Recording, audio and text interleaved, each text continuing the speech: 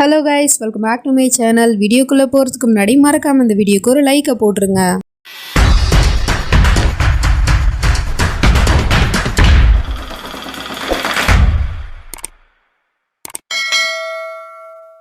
நம்ம ஹீரோ கோத்தோட உள்ளே வந்தான் இல்லையா, நம்ம ஹீரோயினையும் அவன் காதலிக்க ஆரம்பிச்சிட்டான். பட் இவனாலேயும் லவ் சொல்ல முடியல. அவளே சொல்லணும்னு எதிர்பார்த்துட்டு இருக்கான்.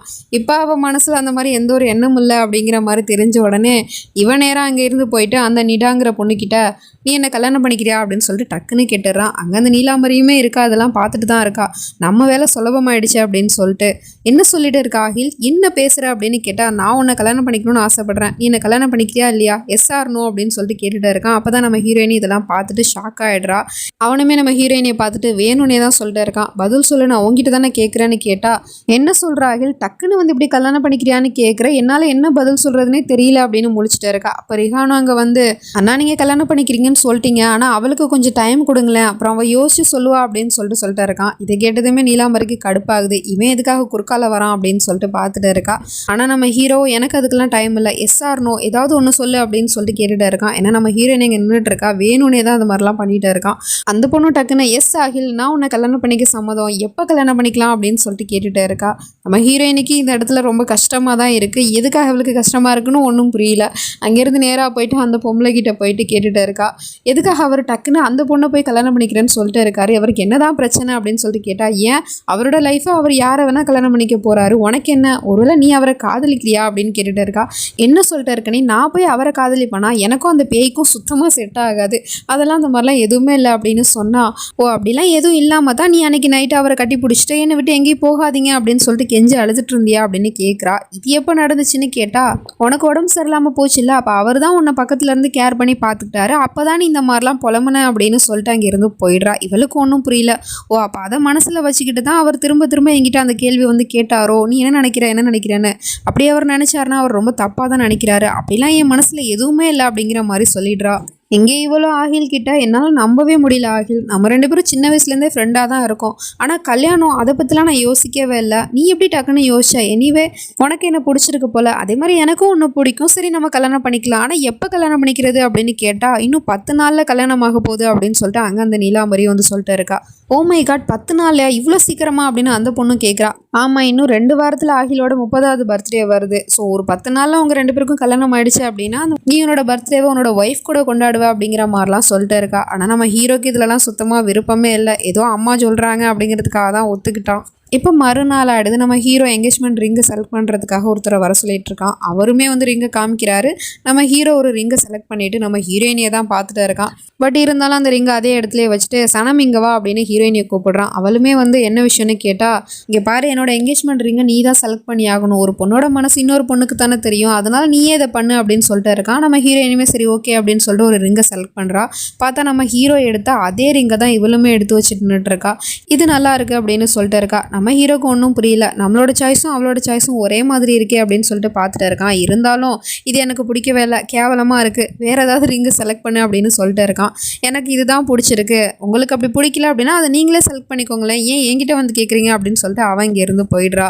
இப்போ ஈவினிங் ஆடுது. உடனே என்கேஜ்மெண்ட் ஃபங்க்ஷனே வச்சுட்டாங்க போல், யாரையுமே கூப்பிடாமல் ஃபேமிலி மெம்பர்ஸை மட்டும் வச்சு அம்மாக்காரியும் ரிங் அவளுக்கு போட்டு விடுப்பா அப்படின்னு சொல்லிட்டு இருக்கா. உடனே நம்ம ஹீரோவும் அந்த ரிங்கை எடுத்து காமிச்சிட்டு இருக்கான். நம்ம ஹீரோயினுக்கு அதை பார்க்கும்போது ஒன்றும் புரியல, ஏன்னா இந்த ரிங்கை தான் அவன் வேணான்னு சொன்னான், இப்போ அதே ரிங்கே அவன் செலக்ட் பண்ணி வச்சுருக்கானே அப்படிங்கிற மாதிரி பார்த்துட்டு இருக்கா. அதுக்கப்புறம் அவனுமே அந்த பொண்ணுக்கு அந்த ரிங்கை போட்டு விட்டுடுறான். அந்த பொண்ணுக்கு அவ்வளோவா அந்த ரிங்கு பிடிக்கல போல், இது சாதாரண பொண்ணுங்க செலக்ட் பண்ணுற ரிங் மாதிரி இருக்கே, இதையா நீ ஆகில் செலக்ட் பண்ண அப்படின்னு சொல்லிட்டு கேட்டுகிட்டே இருக்கா. அவட்டக்குன்னு நம்ம ஹீரோயினை தான் பார்த்துட்டே இருக்கான். அதுக்கப்புறம் இன்னும் பார்த்துட்ருக்கேன், நான் சும்மா காமெடி தான் பண்ணேன், எனக்கு இந்த ரிங்கு ரொம்ப பிடிச்சிருக்கு அப்படின்னு சொல்லிட்டு அதுக்கப்புறம் அவளுமே நம்ம ஹீரோ கையில் ரிங்கை போட்டு விட்டுறா. நம்ம ஹீரோயினுக்கு என்னமோ இதை பார்க்கும்போது ரொம்ப கஷ்டமாக இருக்குது. இவ மனசில் தான் காதல் இல்லையே, அப்புறம் ஏன் அவளுக்கு கஷ்டமாக இருக்குன்னு ஒன்றும் புரியல. அதே சமயம் இந்த நீலாம்பரியும் ஒரு வேளையை என்கேஜ்மெண்ட் முடிஞ்சிருச்சு, அடுத்தது கல்யாணம் தான், கல்யாணம் மட்டும் ஆகட்டும், அதுக்கப்புறம் நான் நினச்சதெல்லாம் எனக்கு சேரும் அப்படிங்கிற மாதிரி சொல்லிட்டு இருக்கா. அப்புறமா நம்ம ஹீரோவும் வெக்ஸ் ஆகி அவன் அப்படியே சரக்கு அடிச்சுட்டு இருக்கான். ஐஸ் இல்லை போல். லத்தீஃப் ஐஸ் எடுத்துட்டு வா அப்படின்னு சொல்லிட்டு கத்திட்டு இருக்கான். அப்போ நம்ம ஹீரோயினி தான் அங்கே ஐஸ் எடுத்துட்டு வந்து அவனுக்கு போட்டுட்டு இருக்கா. அவன் இன்னும் போடுன்னு சொன்னதும் இவன் நிறைய அள்ளி தூக்கி போட்டுடுறா போல. இவனுக்கு சமக்கம் வந்துடுது.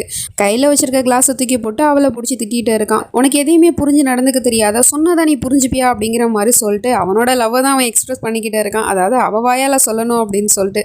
இப்படி இவன் திடீர்னு கோவப்பட்டது நம்ம ஹீரோயினுக்கு ரொம்ப ஹர்ட் ஆகிடுச்சு. அதனால அவள் அப்படியே அழுதுகிட்டே ஓடிட்டே இருக்கா.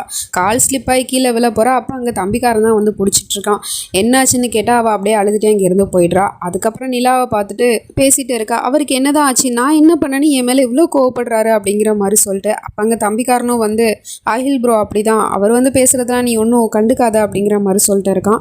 அதுக்கப்புறம் ரெண்டு பேரும் மாறி மாறி அவங்களோட விஷயத்த ஷேர் பண்ணிகிட்டே இருக்காங்க. நம்ம ஹீரோயினியும் இந்த மாதிரி நைட் டைமில் எனக்கு ஐஸ்கிரீம் சாப்பிட்றது ரொம்ப பிடிக்கும்னு சொல்லிட்டு இருக்கா. அவனும் எனக்கும் பிடிக்கும் அப்படின்னு சொல்லிட்டு ரெண்டு பேரும் மாறி மாறி சிரிச்சு பேசிகிட்டு இருக்காங்க. இதெல்லாம் தூரத்துலேருந்து நம்ம ஹீரோவும் பார்த்துட்டு தான் இருக்கான். அவனுக்கு வந்து கொஞ்சம் பொசசிவ் ஆகுது. இப்படி இவ வந்து தன்னோட தம்பி கூட பேசிகிட்டு இருக்கிறத பார்க்கும்போது. இங்கே இந்த கல்யாணம் பண்ணிக்க போகிற பொண்ணும் சும்மா ஒன்றும் ஆகில கல்யாணம் பண்ணிக்கிறேன்னு ஒத்துக்கலை. அவளுக்குமே இந்த சொத்து மேட்டர்லாம் தெரிஞ்சிருக்கு போல். இந்த ரெண்டு ஆண்டியும் அங்கிளும் தான் வந்து சொல்லியிருப்பாங்க போல். அதை தெரிஞ்சுக்கிட்ட இவளோ அப்படியா விஷயம், அதனால தான் அகிலுக்கு இவ்வளோ சீக்கிரமாக கல்யாணம் பண்ணி வைக்க பார்க்குறாங்களா. அவங்க நினச்சிட்டு இருக்காங்க கல்யாணத்துக்கு அப்புறம் சொத்தெல்லாம் அவங்க பேரில் வந்துரும்னு. ஆனால் அதை நான் நடக்க விட மாட்டேன். நான் அகிலை கல்யாணம் பண்ணிக்க ஒத்துக்கிட்டதே அவனோட சொத்தெல்லாம் எனக்கு வரணும்னு தான் அப்படிங்கிற மாதிரி சொல்லிட்டு அவளுக்கே ஆப்பு வைக்கிறதுக்கு இவ வந்துட்டா. அது தெரியாமல் இந்த பொண்ணை போயிட்டு அகிலுக்கு கல்யாணம் பண்ணி வைக்க பார்க்குறா. இப்போ மறுநாள் ஆகிடுது. கல்யாணத்துக்கான துப்பட்டாலாம் செலக்ட் பண்ணிட்டு இருக்காங்க. அப்போ நம்ம ஹீரோயினியும் டீ எடுத்துகிட்டு வந்து அங்கே வைக்கிறா.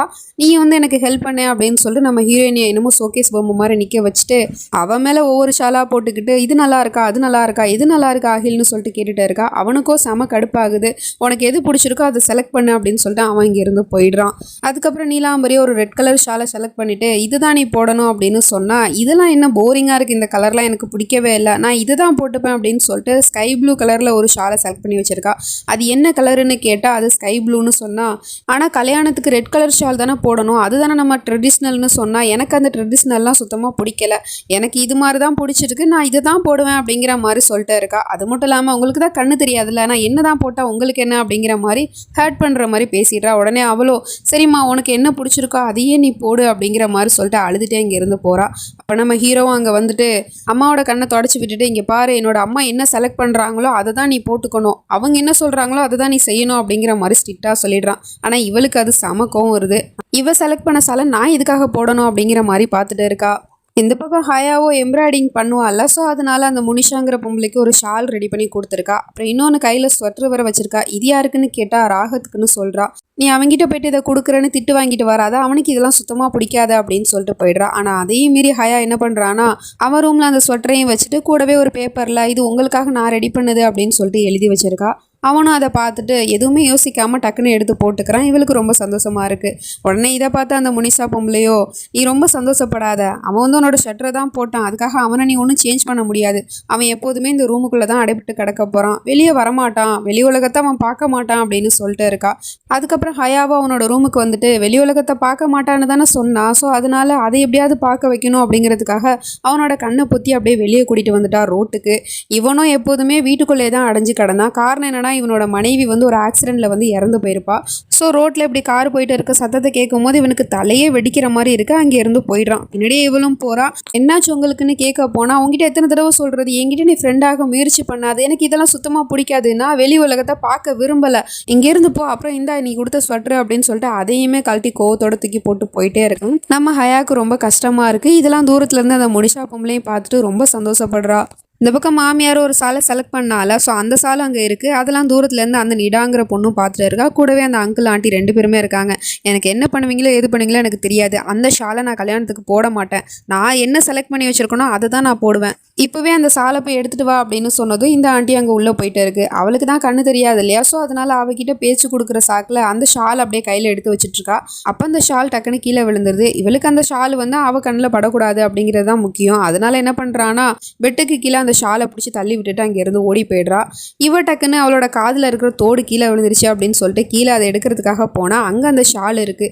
இது எப்படி கீழே விழுந்துச்சு, ஆஸ்மா தான் எனக்கு உதவி பண்ணிட்டு இருந்தா, அப்போ அவள் தான் ஏதோ கீழே போட்டிருப்பா போல அப்படின்னு சொல்லிட்டு அந்த ஷாலை எடுத்து அந்த சர்வெண்ட்டுக்கெலாம் கொடுப்பாங்கல்ல அது மேலே தூக்கி வச்சிடுறா அந்த ஷாலை. எங்கே நம்ம ஹீரோயினியும் ஏதோ தர்காவுக்கு போகிறா போல். ஸோ அதனால் வந்து ரெஹானை கூப்பிட்டுட்டு இருக்கா. அவனும் சரி ஓகே நான் வரேன்னு ஒத்துக்கிறான். பட் இன்றைக்கி இல்லை நாளைக்கு தான் போகிறாங்க போல். ஸோ இதெல்லாம் பார்த்துட்டு தூரத்தில் இருக்க நம்ம ஹீரோக்கோ செம காண்டாகுது. என்ன இவங்க கையெல்லாம் குலுக்கிக்கிட்டு பேசுகிறாங்களே அப்படிங்கிற மாதிரி பார்த்துட்டு இருக்கான். பொசசிவ் ஆகுது. ஏன்னா இவன் நம்ம ஹீரோயினியை லவ் பண்ணுறான்ல, அதனால தான். இப்போ ஈவினிங் ஆகிடுது. எல்லாருக்கும் gift கொடுக்கணும் அப்படின்னு சொல்லிட்டு ஒவ்வொரு ஆளுக்கா gift கொடுத்துட்டு இருக்கா. அப்போ சனம் எங்கே அப்படின்னு சொல்லிட்டு தேடினதும் நான் இங்கே தான் இருக்கேன் அப்படின்னு சொல்கிறா. அதுக்கப்புறம் அவளுக்குமே ஒரு ஷாலை போட்டு விட்டுட்டு இருக்கா. அந்த ஷால் தான் கல்யாண பொண்ணுக்காக எடுத்த ஷாலு. அதை போயிட்டு சனமுக்கு போடவும் அவளும் அதை வாங்கிக்கிறா. ஸோ இதை தூரத்துலேருந்து நம்ம ஹீரோவும் பார்த்துட்டு இருக்கான். நம்ம ஹீரோயினியை சைட் அடிச்சுட்டு இருக்கான். அப்போ அந்த ஆஸ்மாங்கிற பொண்ணும் பார்த்துட்டு, இது நீங்கள் வந்து கல்யாணத்துக்காக செலக்ட் பண்ணி வச்சுருக்க ஷாலு, இதை நீங்கள் எதுக்காக சனமுக்கு கொடுத்தீங்க அப்படின்னு கேட்டதும் இவளுக்கு டக்குன்னு ஷாக் ஆகுது. என்ன சனமுக்கு நான் இந்த ஷாலை கொடுத்துட்டேனா, இப்போ இதை திரும்பி வாங்க முடியாதே, என்ன பண்ணுறது அப்படின்னு சொல்லிட்டு யோசிச்சுட்டு இருக்கா. பரவாயில்ல நான் இதை கொடுக்குறேன்னு சொன்னால் அப்போ அந்த நிடாங்கிற பொண்ணும், ஒன்றும் தேவையில்ல அந்த ஷாலை நீயே வச்சுக்கோ, ஒரு சர்வெண்ட் போட்ட ஷாலை வந்து நான் போட்டுக்கணுமா, எனக்கு அதெல்லாம் தேவையே இல்லை அப்படிங்கிற மாதிரி திமிரா பேசிகிட்டு இருக்கா. ஸோ இந்த மாதிரி ஹர்ட் பண்ணுற மாதிரி பேசினது நம்ம ஹீரோயினி கண்லேருந்து தண்ணி வருது. ஸோ இதை நம்ம ஹீரோவும் பார்த்துட்டு நோட் பண்ணிகிட்டே இருக்கான். அவனுக்குமே கஷ்டமாக தான் இருக்குது. அதுக்கப்புறம் சரி ஒன்றும் பிரச்சனை இல்லைம்மா, நீ செலக்ட் பண்ணி வச்சிருக்கல அந்த ஷாலையே போட்டுக்கோ அப்படின்னு சொல்லிட்டு அவளுக்கு அந்த ஷாலை போட்டு விட்டா. பார்த்தீங்களா மாமியாரே, நான் என்ன ஷாலை செலக்ட் பண்ணணும் அதுவே இப்போ எனக்கு கிடச்சிருச்சு அப்படிங்கிற மாதிரி சொல்லிட்டு இருக்கா. நீ எதை போட்டால் தான் எனக்கு என்ன, நீ என்ன என் பையனுக்கா பொண்டாட்டியாக வரப்போகிற, எனக்கு தேவை என்னோட சொத்து, அது கிடைச்சா போதும் அப்படிங்கிற மாதிரி இவ அதிலே தான் குறிக்கோளாக இருக்கா. இப்போ மறுநாள் ஆகிடுது. ஹாஸ்பிட்டலுக்கு பெரியம்மா போயிருப்பாங்க போல். அவங்க 12 மணி ஆகிடுச்சு, இன்னும் வீட்டுக்கு வரலையே அப்படின்னு சொல்லிட்டு ஹையா டென்ஷனாக இருக்கா. அப்போ தான் முனிஷாவும் வந்து என்ன பிரச்சனைன்னு கேட்டால் இந்த மாதிரி நடந்தது சொல்கிறா. இன்னும் பெரியம்மா வீட்டுக்கு வரல அப்படின்னு. அதெல்லாம் வந்துருவாங்க, உன் வேலையை பாரு அப்படின்னு சொல்லிட்டு இருக்கா. அப்போ திடீர்னு இவளுக்கு ஒரு யோசனை வருது. சும்மா ஃபோனில் பேசுகிற மாதிரி ஒரு ஆக்டிங்கை போட்டுட்டு இருக்கா. என்னது ஆக்சிடென்ட் ஆகிடுச்சா அப்படின்னு சொல்லிட்டு, என்னாச்சு அப்படின்னு சொல்லிட்டு கேட்டால், இந்த மாதிரி பெரியம்மா ஹாஸ்பிட்டல் போயிருக்காங்கல்ல, அந்த தெருவில் தான் ஒரு பெரிய ஆக்சிடென்ட் நடந்துச்சான், அது வந்து உன் பெரியம்மாவாக இருக்கக்கூடாது அப்படிங்கிற மாதிரி சொல்லிட்டு இருக்கா. இவளுக்கு உடனே பயம் வந்துருச்சு. ஒருவேளை பெரியம்மாவுக்கு தான் ஏதோ ஆகியிருக்குமோ அப்படின்னு சொல்லிட்டு இவன் நேராக கிளம்பி ரோட்டுக்கு போகிறா. அங்கே போயிட்டு ஆட்டோக்காரனை நிப்பாட்டினா அவன் எங்கே போகணுன்னு கேட்குறான். இவளுக்கு தான் வாய் பேச தெரியாதுல்ல. ஸோ அதனால் இவ சொல்கிறது அவனுக்கு புரியல. அட போமா அப்படின்னு சொல்லிட்டு அவன் இங்கேருந்து போயிடுறான். என்ன பண்ணுறது தெரியாமல் ரோட்டில் நின்றுட்டுருக்கா. இங்கே இந்த ராகத்துமே வந்து வீடு ஃபுல்லாக பார்த்துட்ருக்கான். ஹயாவை எங்கேயுமே காணோம். சரி எங்கேயாவது இருப்பா போல அப்படின்னு சொல்லிட்டு அவன் ரூமுக்கு போயிடுறான். பார்த்தா பெரியம்மா வீட்டுக்கு வந்துடுறாங்க ஹாஸ்பிட்டலுக்கு போயிட்டு. அவங்களுமே வந்து ஹயாவை தேடினா வீட்டில் எங்கேயுமே அவளை காணோம். உடனே இவங்க ராகத்தோட ரூமு கதவை தட்டிகிட்டு இருக்காங்க. என்னாச்சுன்னு கேட்டால், இந்த மாதிரி ஹயாவை வீட்டில் எங்கே தேடியுமே காணப்பா, ஃபோன் பண்ணாலும் ஃபோன் எடுக்க மாட்டா, அவள் எங்கே போனான்னு தெரில, எனக்கு ரொம்ப பயமாக இருக்குது, அவள் வீட்டை விட்டு எங்கேயுமே போகமாட்டா தனியாக அப்படிங்கிற மாதிரி சொல்லிட்டு இருக்காங்க. சரி நான் போய் என்னென்னு பார்க்குறேன் அப்படின்னு சொல்லிட்டு இவன் போயிட்டு இருக்கான். இதுக்கப்புறம் என்ன நடக்க போகுது அப்படிங்கிறதெல்லாம் நம்ம வெயிட் பண்ணி தான் பார்க்கணும். நெக்ஸ்ட் நினச்சி நம்ம அடுத்த பாட்டில் பார்த்து தெரிஞ்சுப்போம். அது வரைக்கும் பை ஃப்ரெண்ட்ஸ்.